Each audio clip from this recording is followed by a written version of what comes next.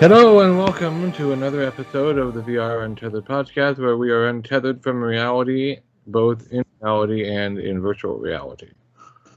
And we like it that way. Yes.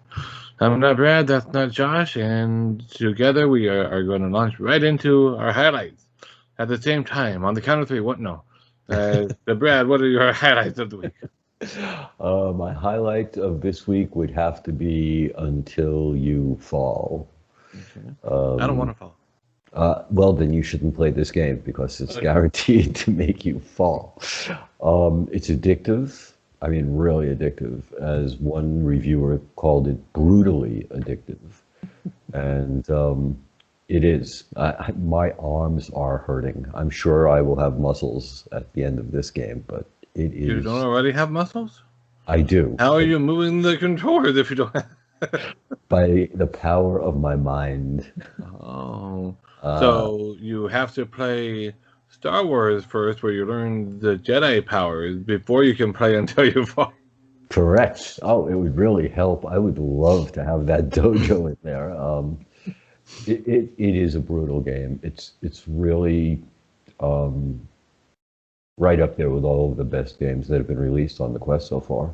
I did not think I would love it this much. You know, I was going to give it my shot. I did pick it up on a cross-buy sale about a month ago, so I was waiting for it. Yeah, I missed that sale. I was going to jump in, but it had just ended like a couple hours earlier or whatever, so I'm like, So I'm reluctantly waiting until there's another sale or until I'm like, you know what, screw it, I'm just going to get it.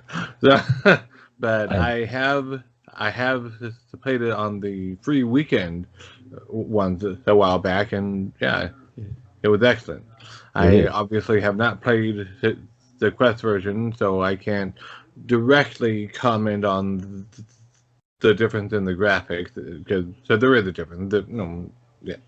But from what I've heard, it's still a very beautiful game. It's very immersive. It's the same gameplay, which was very fun.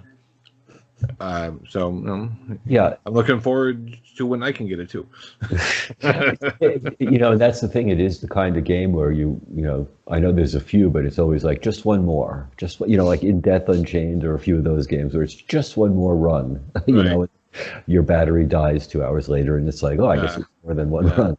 Yeah, I remember, I think Michael or someone else in our Discord commented that they made the mistake of trying to power through without upgrading to the weapon. But that's a mistake in this one. You want to upgrade the weapon. Continuously, really. I've been trying to do that, although it's really hard when you bring a weapon up to like level 4 or 5, and you have to go back to level 1 weapons and try and bring them back up, but your enemies have gotten harder in the meantime. It's just like, oh, okay. Yeah. What I tend to do when I've got upgradable weapons, and I can either choose this style of weapon or this style of weapon, and you know, they're both useful and I like them both or whatever it is. I tend to go, okay, so this time I'm upgrading this one, next time I'm upgrading that one, then I'm upgrading that, you know, and I just alternate. Well, right now I'm up to 6 different weapons, so it's really kind of difficult to keep alternating, you know, especially when 2 of them work together really well, and then in order to bring up the other one, you have to keep a different.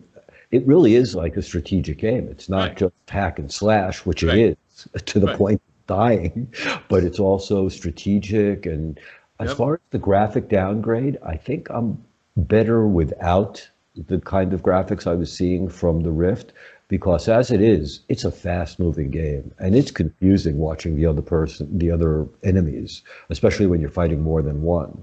And I don't know how many more swirling lines I want to see on the screen as I'm trying to discern the guy that's whacking me with 3 hits in a row, you know. Right. But yeah, I don't think, other than that and the beta test of the battle royale, which at this point the people Unknown, right? say the unknown populated game that is one of the best right now. Um, between Yeah. those two, that took up my week, Oh, really. speaking of that, I saw some big name YouTubers playing that as well. I saw Gamertag. I saw Nathy. Yeah, the thing that I heard from the people that were playing was like the top 100 gamers from this test were on yesterday. Yeah. That's like, I guess everybody else either chicken, but I was playing with so many newbies, like you had Yeah. mentioned. I don't think that the way that they're picking the winners is really the best way to do it. Like, okay, some guy joined an hour ago and he's going to win this. And Yeah, I'm not entirely sure that's the right way of doing it either, but their game, their decision, they can, right. But however the heck they want to do it, just be prepared for hurt feelings from the long-time playtesters who didn't get a key, whereas someone that joined minutes before did. So, exactly. Yeah, kind of a rough one, especially being that there's a Quest 2 and a set of headphones in there as well, mhm. not just a copy. Yeah, yeah. I mean, personally, the way I would do it, I mean, I don't know how many playtesters they have in total, and I know that they don't want to give away copies to everybody because then they won't make any money on it. Right. Yeah, but the way that a lot of the beta test games do it is everyone who play tested, she gets a free key. Right. That's the way it is. And the problem is, I know they want to stress test and they want to get as many people in, and so they greatly expanded the play test. And they, I can understand, so they don't want to give away a key to all of the players that will play their game, because then you're not going to be anybody buying their game. So I Right. can Now, understand that it's a concern, so I just do. I do. I'm just thinking that there probably should have been some sort of predetermination, if you were in the test for months as opposed to hours, that you have right. But then you get people going, well, then why am I joining this last minute to play test if I'm not in the running for the prizes? So yeah, right. we'll see. Okay. We'll see. Whichever one of us gets a copy, if one of us gets a copy, we'll see what happens. Yeah. I mean, whether I win a free key or not, I'm probably going to buy it. So. Yeah, me too. There's no way I'm not going to play this game. So it's probably one of the best games on the Quest right now. Yeah. So.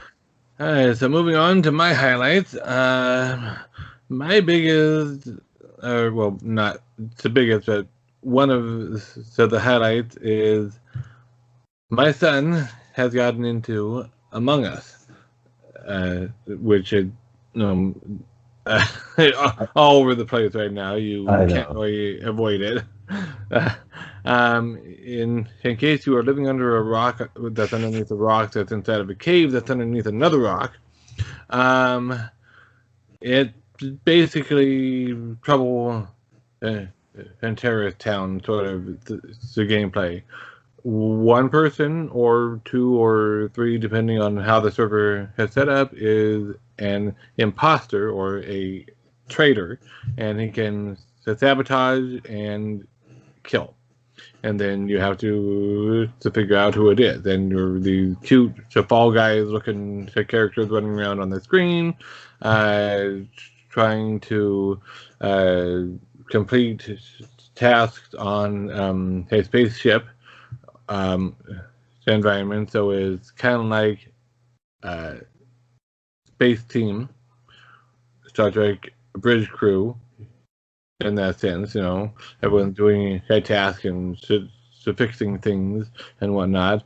And there's a traitor or two running around that is sabotaging and killing people. And you have to figure out who it is and vote. Whoever gets voted off the island, off the ship, they gets ejected.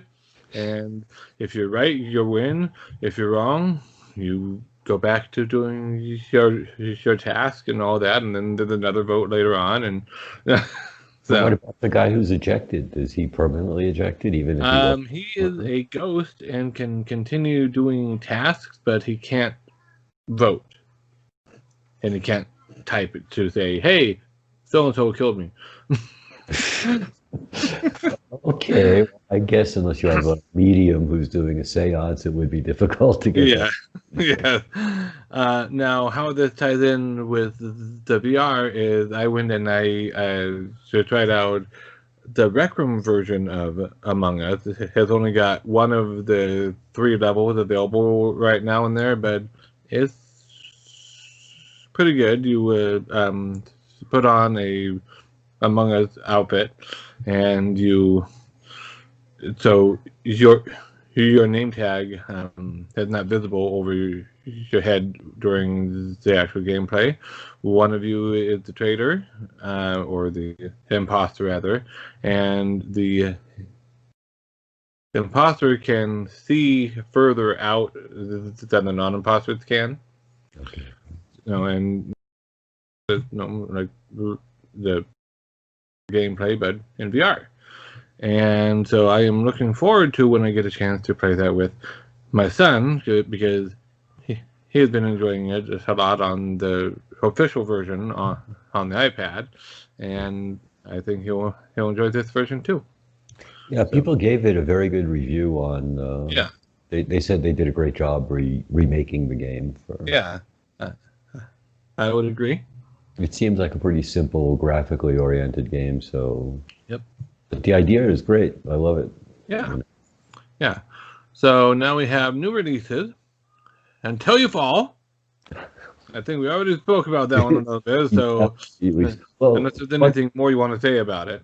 I guess the one thing we should mention is they say it's a medieval type game, a medieval roguelite. Well, kind of medieval, but it's a highly fantasy. Right, exactly. It's a fantastical neon lit medieval world, and it's like pistol whip version of medieval, kind of, only even more psychedelic. It's extremely psychedelic, but the graphics are really gorgeous. Even on the Quest, the graphics are gorgeous. So, but I say the pistol whip because that's the closest match in graphical style. Right. I would say color-wise, but it's even more realistic than Pistol Whip in that. Yeah. So, but yeah, it's a very fun game. If you have not checked it out, I highly recommend it. Obviously, not Josh here does as well. Yes, not Josh really enjoyed the game very much. And of course, we have Star Wars Squadrons that came out on PC, but you can play it on the Quest using Link or Virtual Desktop. It had kind of mixed results, mixed reviews. Evidently, it's complicated in the HOTAS support. It's not the greatest, but it's sound to me from what I've been reading that it's just that it's not supporting the more complicated HOTAS setup, but a simple, straightforward, do whatever it is that the game wants you to be able to do is okay. But I don't know. I haven't actually played it yet, so I don't know all the details. And I don't have a HOTAS, so... Right.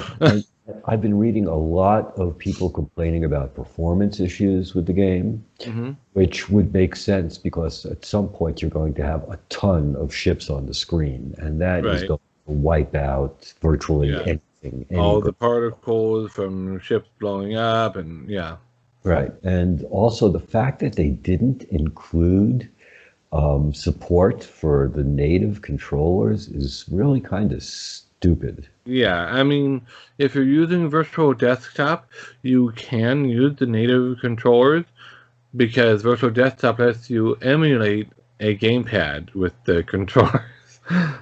So you can use them, but it's the exact same thing as holding a gamepad, except that it's like a Nintendo Switch one where it's half of it's in your left hand, half of it's in your right hand, and you can hold it in, Yeah, I know. I got it. Which is kind of crazy. I would have thought I've played a lot of the Star Wars games through the years, Hmm. and without a doubt, the space battles are the most complicated. And I understand the need for a joystick. I really do. I don't understand the need to go out and buy a new accessory for every game that you buy. Yeah, I mean, um, I kind of feel like they should have worked harder on making a virtual joystick, a Right. virtual HOTAS. Exactly. I mean, No Man's Sky does that. You fly your ship in No Man's Sky by reaching out and actually grabbing a virtual joystick and moving it. Right. I mean, it's not as accurate or as perfect as a real life one, but it works. And with more tweaking, especially from a much more AAA company who has the budget to throw at this tweaking, That's exactly what they I was could have going to made it say. work a lot better. Right. This is not reinventing the wheel. This is something other people have done already. It's just a matter of, like you say, tweaking. And Right, they're certainly charging enough for the game, and they're certainly hyping the game enough, right. and they could certainly Now, do one DLC. thing that they did do right though is the lack of the in-app purchases, and it's the same interface and everything across the board for all the platforms. That's you know e- equal level playing field and all that. However, I saw a review from a flat screen gamer that he hates the fact that you have to teleport everywhere. Right. I saw that too. I'm like, that's a complaint VR users make. I know. I know. It's really funny when a flat screener writes that. It's like, what? How else are you I supposed to know. get to where you're going? Yeah, and the cutscenes are 2D, flat screen. So they're floating in front of you on a curved screen, but it's flat. Flat. Right. Yeah, and then it takes you out and then to put you back in at the end of it. And so I'm like, that doesn't seem like I mean, every YouTube video that I watched of Cast and Cherry, Gamertag, etc. They all commented on that at some point. Like, why is there 2D here? Why is it flat screen? Right. It's sort of like the Solaris thing. Like, what are these guys thinking as opposed to listening to the million people that are telling them, no, I'm not enjoying this? Having one guy say, you should, you Right, know, right. just wrong. So uh, the game only just came out. Hopefully, they will listen to the fan base and work in improvements and whatnot, and change things. But from what I've heard, once you get past those issues, it's still a fun game. Right. I would imagine that it is. I Yeah, haven't played many Star Wars games that aren't fun. My biggest right, issue is going to be performance issues. If I start right, getting, freezes or lockups or, latency, it's just not going to go down well. right. Yeah. So moving on. This could have gone in my highlights, but I wanted to talk about it here because it's kind of a new release as well. Okay. Frostpoint VR open beta started on the 28th of September, and I've been playing that, and they're doing it in an interesting way, trying to get stress testing on it. They're running a 3-week Okay.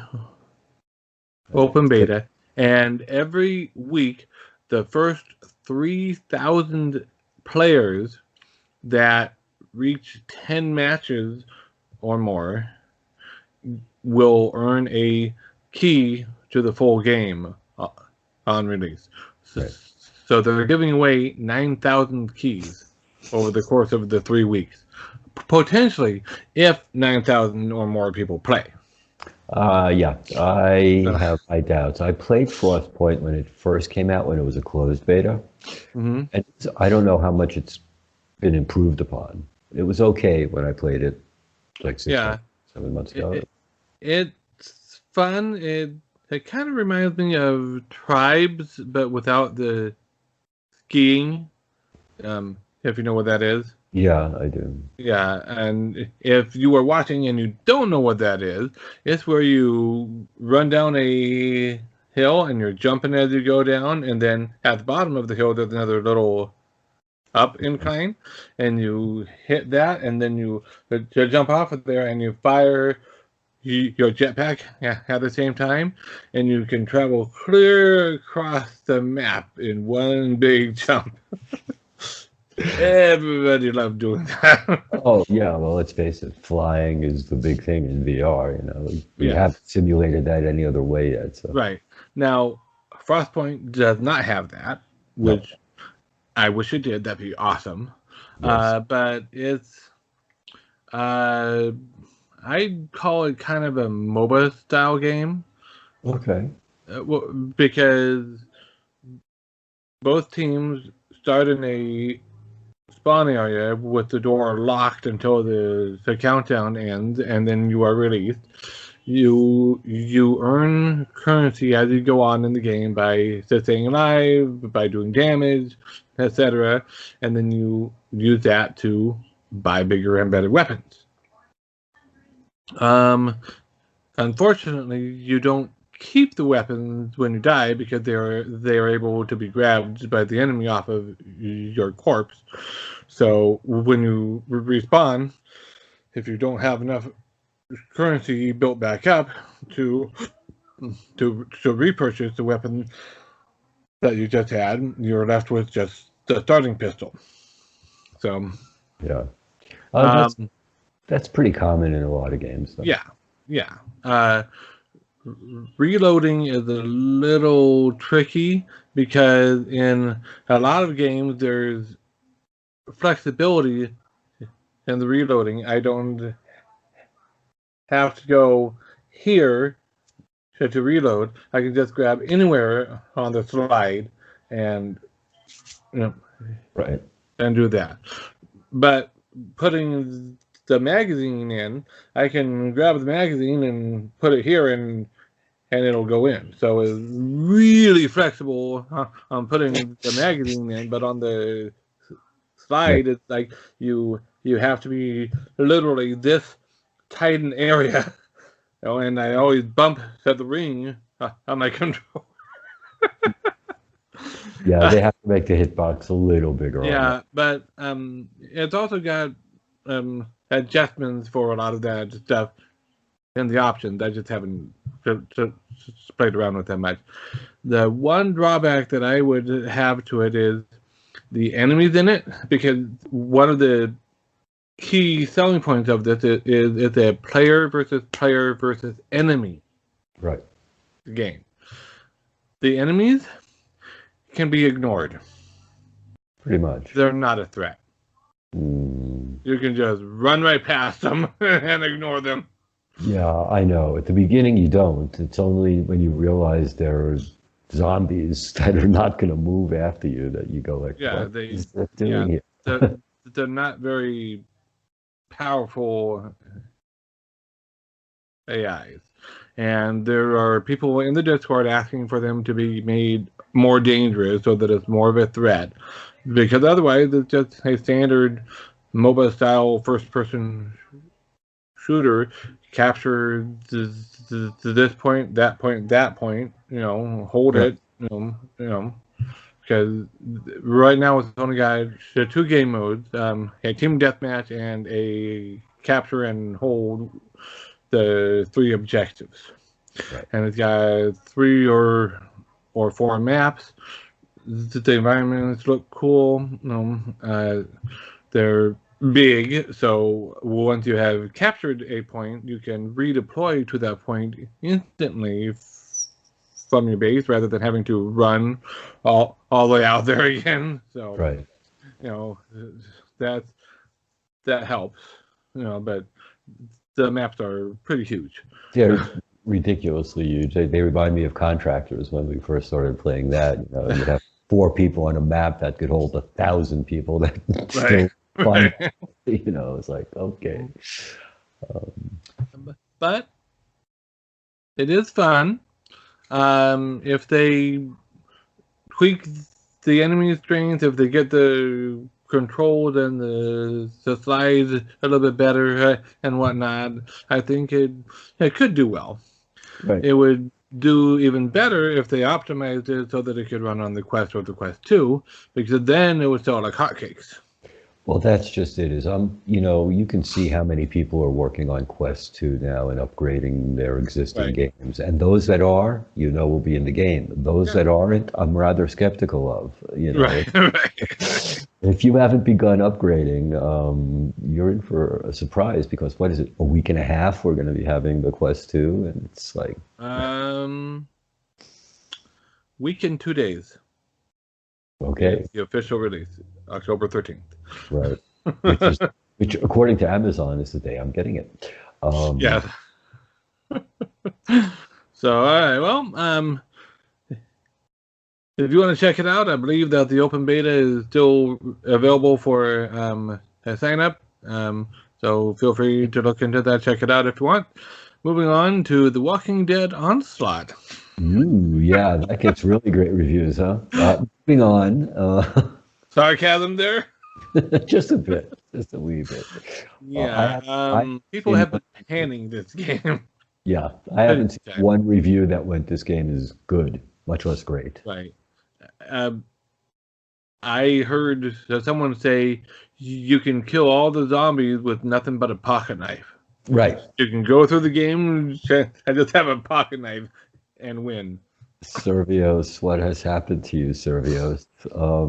I don't know what's going on at Servios, and obviously neither do they. They are going to have to start making games for some different headsets because I don't know what's going on there. I mean, they never came out with Battle Wake for the Quest, which is probably a good thing, being how redundant the play was. Right. And now to come out with something like this a week before Saints and Sinners is being released. I know. I mean, I'm not really into The Walking Dead and that stuff, but even I would rather get Saints and Sinners from what I have heard of the people that have played it already than Onslaught. Yeah, Onslaught seems like...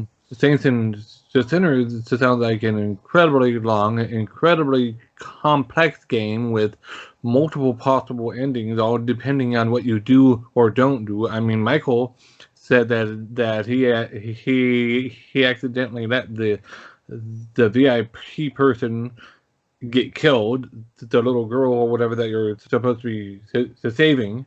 He let her get killed, and the game kept going. Like what? He had to play without that person, and so got to an ending that was obviously not the desired ending. Right, but it's great that they give you the alternate endings if you do screw up. They let you continue to play and then have to play again. So yeah, it's got infinite replayability from everything I've read. Right. Of course, depending on how many times you want to kill The Walking Dead. I have plenty of zombie games, but I'm still looking forward to that one going on sale at some point. Right. $40. I mean, wow, if we start reaching the $40 mark, that's pretty high for games. So Tokyo Chronos was $40. Right, I think they sold 6 copies. Saints and Sinners is more deserving of the $40. I think. I mean, the only way Tokyo Chronos could be considered worthy of the $40, I think, is if you looked at it like it was an anime. Exactly, and it wasn't. Yeah, right. So, the Saints and Sinners, like I said, I've played most of the zombie games, which have all been upgraded, and they're good. Once again, it's a zombie game. I like the fact that most of them have become multiplayer, which makes them better, obviously. Yeah, Onslaught, moving on from Onslaught. Exactly. If you're going to get a zombie game, it seems like Saints and Sinners is the way to go, and Onslaught. Yeah. Just avoiding Servios games. I just have to say, I had to laugh when I saw Gamertag's video about Onslaught. He's like, "Oh no, so many zombies. Whatever will I do? I am so scared." Yeah, I saw Ian's review also, and he was just like, Yeah. So moving on to upcoming titles, we have Dash Dash World coming out October 8th, which normally I would say that's next week, but we're recording this a little bit late, so it's this week. It is this week. Okay. So that is a pretty awesome Mario Kart style racing game for VR. That from everything I heard from other people, does a pretty good job at managing motion sickness. So it's pretty safe if you are prone to motion sickness. I mean, there are still some maps that will probably be more intense, and you might want to take it easy on those ones. But for the most part, I didn't hear many people complaining about that. Yeah. Void Racer. Even on the map where you do a loop-de-loop, people were not complaining. It is weird how some of these games do manage to overcome motion sickness that you would think would really cause you violent. Right.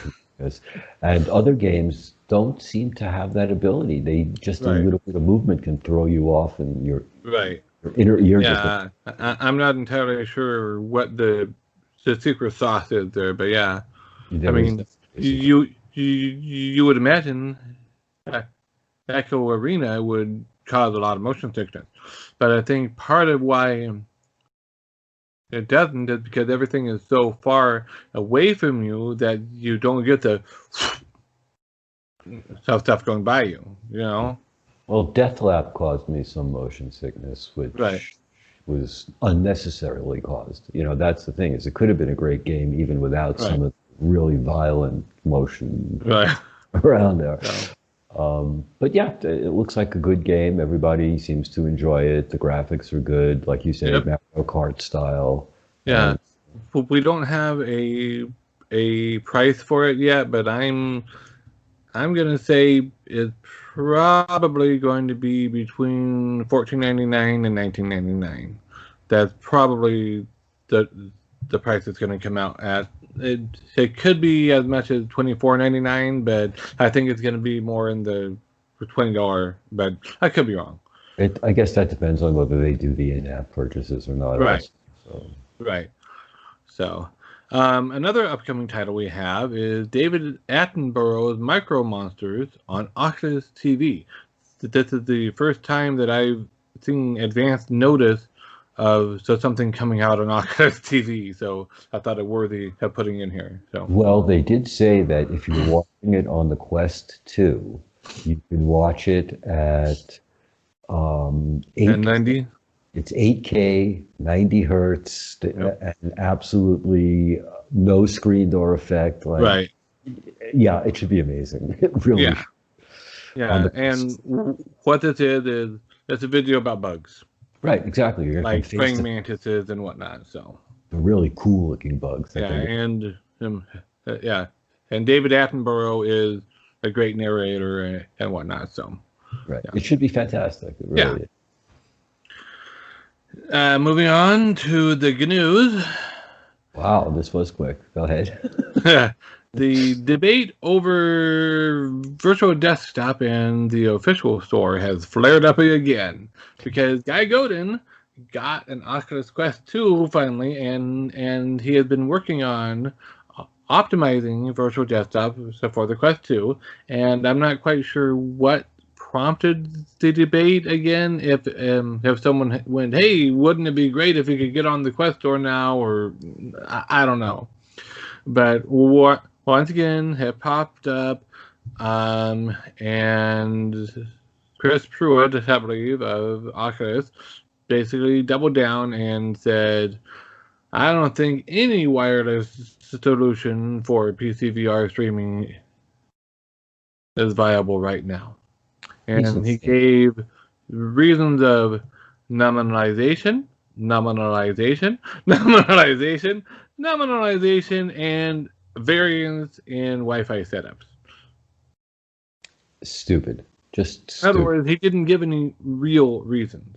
Because there is no real I reason. know. It's I people that mean, using virtual. Carmack in his the Connect speech said he was pushing for it. They were saying no. He was saying, look, a lot of people are using virtual desktop. A lot of people are using Shadow, and they have no problem with it. So obviously, it is viable. Right, exactly. It's certainly more viable than somebody going out and spending $2,000 on a PC VR. They'll adjust to that 1 millisecond delay or that 2 millisecond delay, and they'll be fine with it. Right, and there are who knows how many people are saying, yeah, I used to use Link, but now I use virtual desktop exclusively. Right, everybody. Yeah, better than Oculus's own product. But right, their hardware better than their hardware. Yeah. The software Yes. that Guy Godin is doing is better than the hardware. They need to hire Guy Godin and Just have him develop their wireless link. Exactly. And everybody seems to be having more success than they do. It's just ridiculous. Yeah. Spatial and all the others. It's like, why isn't Oculus making the ultimate piece for their piece? I don't know. On a related note, Shadow PC has been wanting to make a native Oculus Quest app so that Quest can just connect without having to have your computer connect to the Shadow and then you connect to a virtual desktop on that computer. That they want to have just a straight direct connection. Given Oculus's attitude, I don't think they're going to get on the store. They're going to have to be a SideQuest app if they do it. And SideQuest is going to have to go through changes too, because Oculus has already said they want to have an app on the store that you could download the SideQuest apps without going through SideQuest. So right. Yeah. Well, the SideQuest is okay with that because their whole thing, nothing is. I think nothing is hosted on their site. They're just a directory, really. And for right now, they've been making it easier to sideload the things, but they are perfectly fine with just being a directory service. So, no. Okay. That was their goal initially, really, was to make it easier to find and install the games. They're not looking to themselves make money off of that. So yeah, but they ran into a big problem because they promised that the games would be self-updating, and they're not. Yeah. So, but now that it'll be with a product you're on the Oculus stuff, maybe it will be. Maybe, right, but considering they announced that it would be almost a year ago, it's right. Very well, similar. I mean, technically it is kind of auto-updating because it alerts you that there's an update available, but because you don't have everything plugged into your computer all the time, it only updates when you're plugged in, you've got SideQuest open, and you say, yes, go ahead and update. Right. But you don't have to look and go, is there an update for this app? Is there an update for this app? No. So it's semi-automatic. It's a semi-automatic. Okay. Well, yeah, there's a difference, but yeah, I don't know who put that stop in there. I'm pretty sure from what they've done, they could have done the automatic updates. Yeah, probably. That's probably an Oculus limitation. That's what I'm thinking. Yeah. Based on Oculus. Yeah. So, anyways, we also have what looks like yet another locomotion solution being worked on called Ecto VR shoes. No, not those. EKTO. No. Not ecto as in ectoplasm. Yeah, no, I know. I've seen the Ecto shoes, and I couldn't, even in private, put those on and not laugh. So. Yeah, they look pretty ridiculous. Yeah. But if they work, okay. I mean, it. I have got this pulled up on my computer here. I don't have anything open on my computer over here. Otherwise, I would throw up a picture. But yeah, they It's Everybody just like takes you've got pictures, robot feet, feet, right? basically. Yeah, The you're country up in looking front robot feet. now. It's ridiculous. It really is crazy. I would think that they'd be able to do something much more efficient in Right. terms of. But basically, what it is they're trying to put into shoe form essentially the Omni treadmill. So you are walking in place because there are rollers on the shoe that move you backwards as you are walking to forward. It sounds so So taking natural. a step forward and moves you backwards, so you are just walking in the same spot. You Uh-huh. know. Yeah, go play until you fall with those things on. Watch how many times you fall. Yeah. So it's a nice idea. It's good to see people exploring things because you never know what might be the thing that catches on and actually is developed and refined into an actual solution. But yes, for right now, these do look kind of ridiculous. They are hoping to miniaturize things even more and make them look less ridiculous. Well, But that's going to happen. Whatever they do, it'll look less ridiculous. But yeah. the thing that gets to me is people already know how to move. We already have our locomotion, and what they're building should fit into what we already Right. do, Well, not learn a new way to walk. right. Well, that's why people are looking at these shoes and and whatnot. Because if you to do it right, it should feel just like natural walking, but it just keeps you in in place. You know. Honestly, it seems to me But like I don't something. know how well it actually works. I don't know how realistic it actually feels. You know. If you're moving backwards in order to feel like you're moving forward, it's not going to feel natural.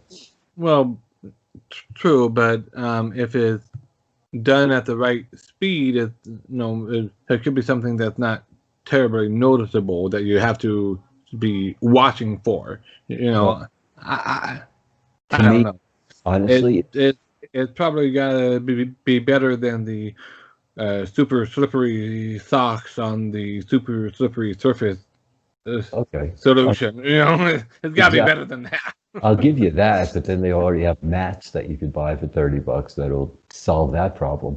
Um, to me, really, the thing is that sounds like a decent solution for like we were talking about the large maps that you have to get across from one side to the other, Right, like and maybe um, in Frostpoint. exactly get cross or contractors or any of those Yeah, things need to get a far distance in a very short period yeah. of time. Uh, Or the All Space Burning Man world. So those ones would be huge too. Yes, they were. But yeah, so that would be what I would think is maybe a solution. But once again, you're talking about a limited amount of games, having to buy another accessory, learning how to rewalk. In my opinion, I would think that somebody could overcome this very easily with a strap that goes around your shoe with a sensor on it. And oh, look, it's taking a footstep. It Right. seems to me like a much less complicated solution to movement. Yeah, maybe.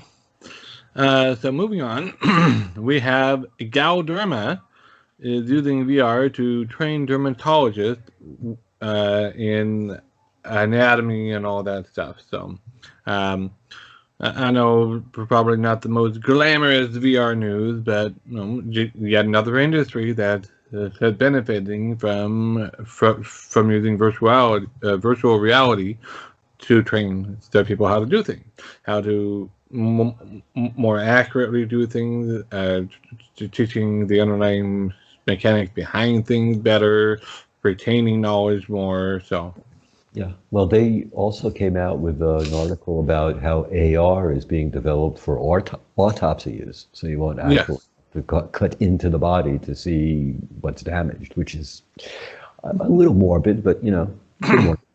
Other than that, it's In the literal definition of morbid. exactly, exactly. Comorbidity. Yeah, but it's obviously medical science is making use of Yeah, VR and AR quickly, yeah, and the military as well. With the yeah. article that came out Yep. saying mixed reality with dogs. Did you read about that? I I didn't see that one. Yeah, that just came out this morning. Mixed reality goggles being used on military dogs. Okay. It's helping them interact with the other members of the squad. And Huh. yeah, it's kind of a Interesting. You're weird. gonna have to send me the link to that so I can I read it. will.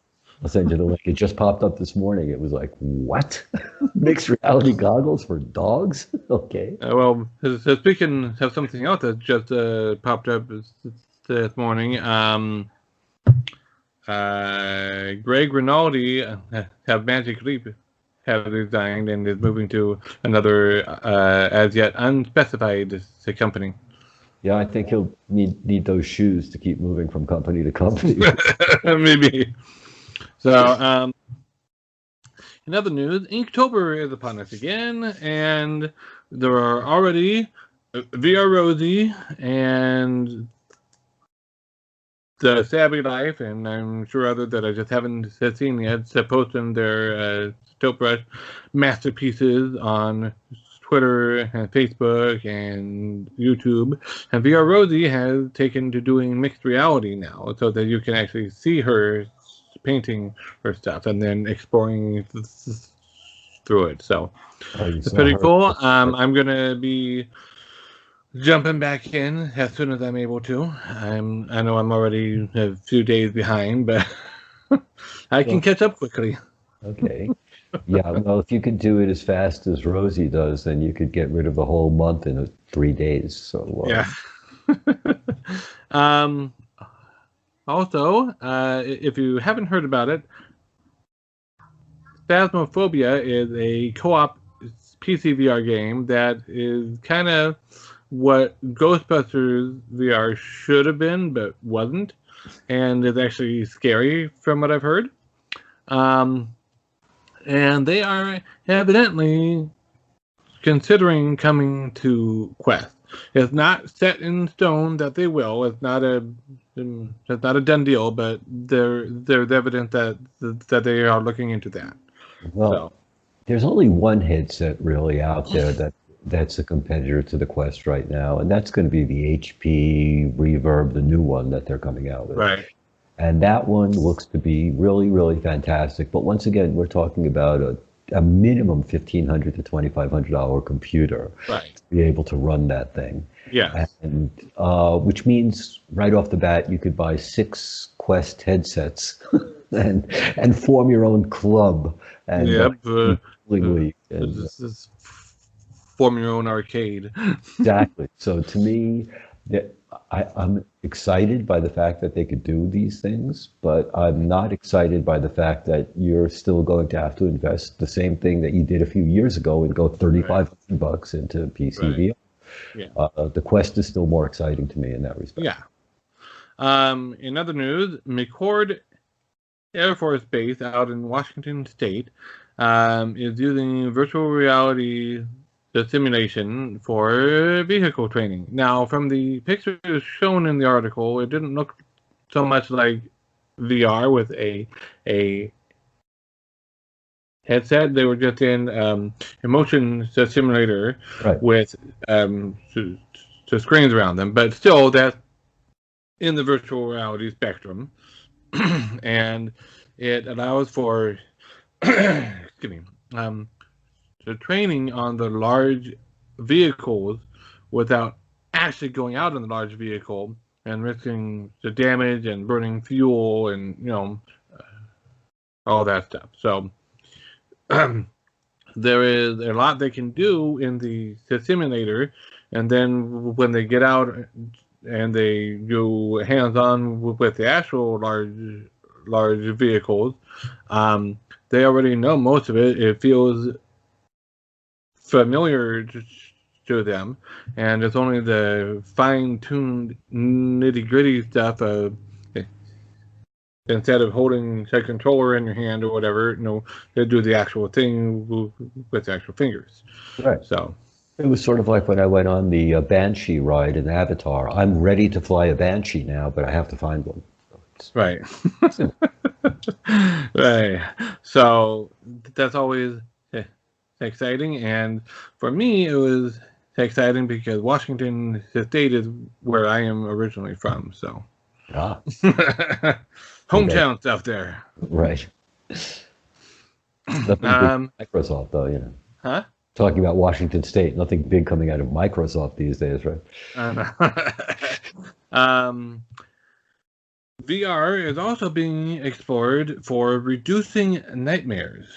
So, the people that have chronic nightmares, there is the therapy already out there to help them revisualize, reimagine, change the story, and VR is perfectly suited for that therapy, you know, because you can recreate the nightmare in VR and then change things so that the user has more agency and is able to fight back or is able to say no and have things stop, or or whatever.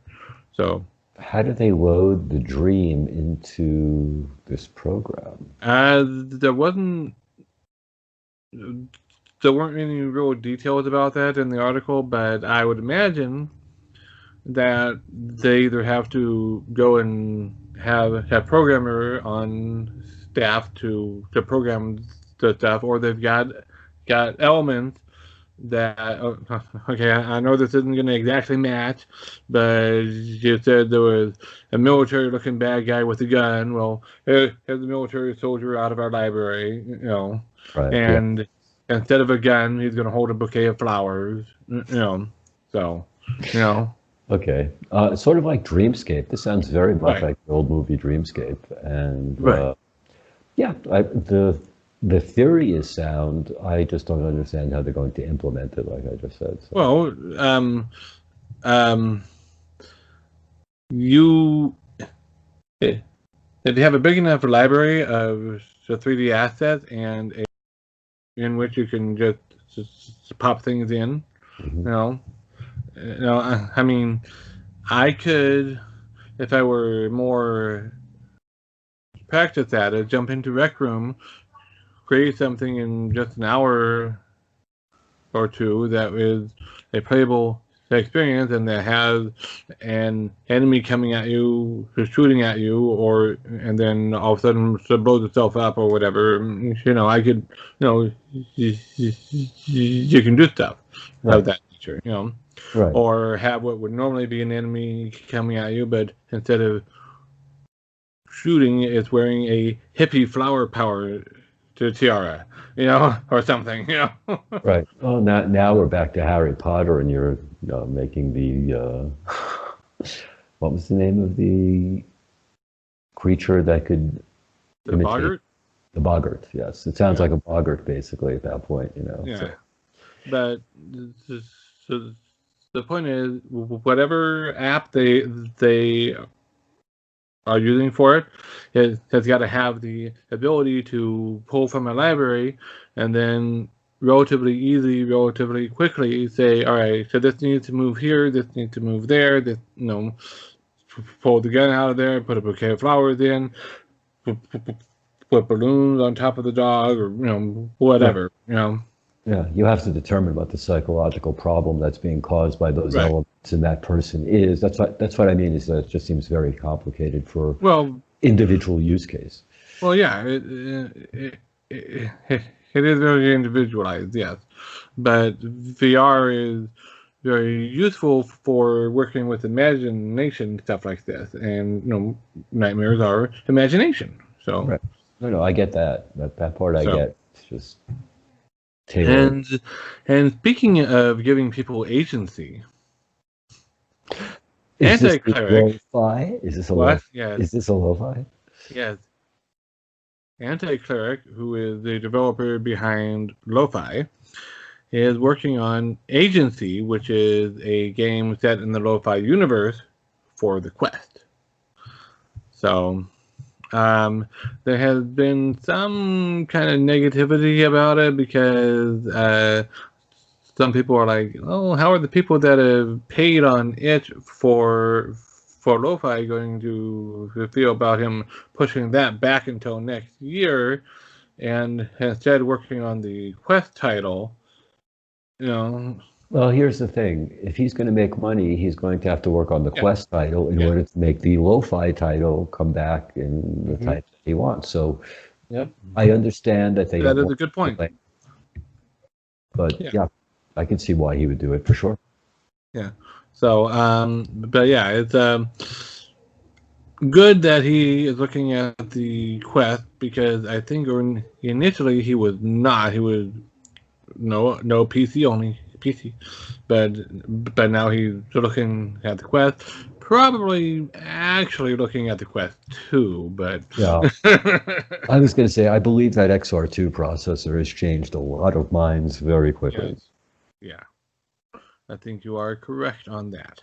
Well, one of the guys on our Discord had said that the ultimate amount of triangles that you could produce in the Quest 2 was the equivalent of the lowest amount on the Rift, which basically makes it a PC VR headset. Right. When it's pushed, yeah.